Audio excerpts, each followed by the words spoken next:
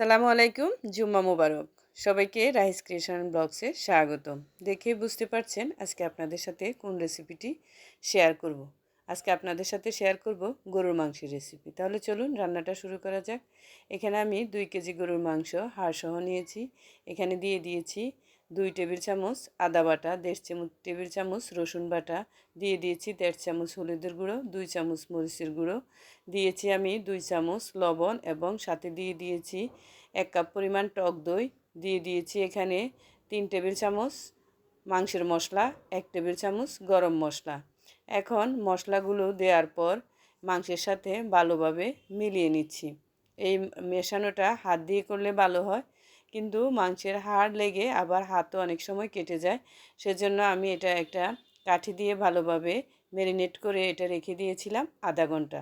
তারপর দেখতেই পাচ্ছেন চুলায় বসিয়ে দিয়েছি। এখন মাংসটা ফুটে উঠেছে। এই পর্যায়ে আমি ভালোভাবে নেড়ে দিচ্ছি, আর দেখতেই পাচ্ছেন মাংস থেকে পর্যাপ্ত পরিমাণে পানি বের হয়েছে। আগে বলে নিয়ে আমি কিন্তু ম্যারিনেট করার পর যখন চুলায় বসিয়েছিলাম তখন সেখানে দিয়ে দিয়েছি 3 টেবিল চামচ তেল। তেলটা দেখে দিবেন, আমার মাংসতে অনেক বেশি তেল ছিল বিধায় আমি 3 টেবিল চামচ তেল দিয়েছি। এ পর্যায়ে যখন মাংসটা ভালোভাবে কষে গিয়েছে আমি এখানে দিয়ে দিয়েছি ফুটন্ত গরম পানি।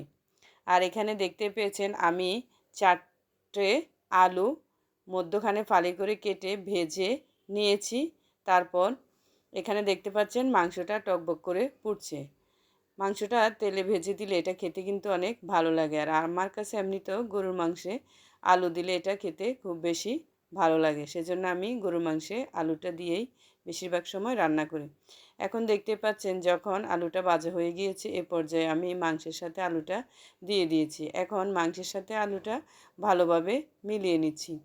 এই মাংস রান্নাটা কিন্তু অনেক বেশি টেস্ট হয়েছে, আর দেখতেই পেয়েছেন কালারটাও অনেক বেশি সুন্দর এসেছে। এখন যেহেতু আমি আলুটা ভেজে নিয়েছি সেহেতু এখানে খুব বেশি সিদ্ধ হওয়ার কিন্তু প্রয়োজন নেই। এরপর মাংসটাতে আরও একটু পানি দিয়ে ভালোভাবে ফুটিয়ে নিচ্ছি, কারণ গরুর মাংসের ঝোলে আলু এবং ঝোল একটু বেশি রাখতে হয়। এরপর এখানে আমি একটু পেঁয়াজ বেরেস্তা করে নিয়েছি। আপনারাও চেষ্টা করবেন গরুর মাংসে পেঁয়াজটা একটু বেরেস্তা করে তেলসহ পরে বাগার দেওয়ার জন্য। আর এখন দেখতে পাচ্ছেন আমি এখানে আরেকটু গরম মশলা ছিটিয়ে দিচ্ছি। আমার রান্না কিন্তু প্রায় কমপ্লিট। এখন আমি 5 মিনিট ডিম আছে মাংসটা বসিয়ে রাখবো। দেখতে পাচ্ছেন মাংস আলু ঝোলের সাথে মাখা মাখা হয়ে এসেছে। আর যখন চুলাটা বন্ধ করে দিব তখন আরও একটু ঝোল শুকিয়ে যাবে। রান্নাটা আপনাদের কেমন লেগেছে অবশ্যই আমাকে জানাবেন। আর আমার রান্না যদি ভালো লাগে প্লিজ আমার চ্যানেলটা সাবস্ক্রাইব করবেন, এবং ফেসবুক থেকে দেখে থাকলে একটা ফলো, লাইক এবং শেয়ার দিয়ে রাখবেন। সবাই ভালো থাকবেন আর আমার রেসিপিতে একবার হলেও ট্রাই করবেন। আল্লাহ হাফেজ।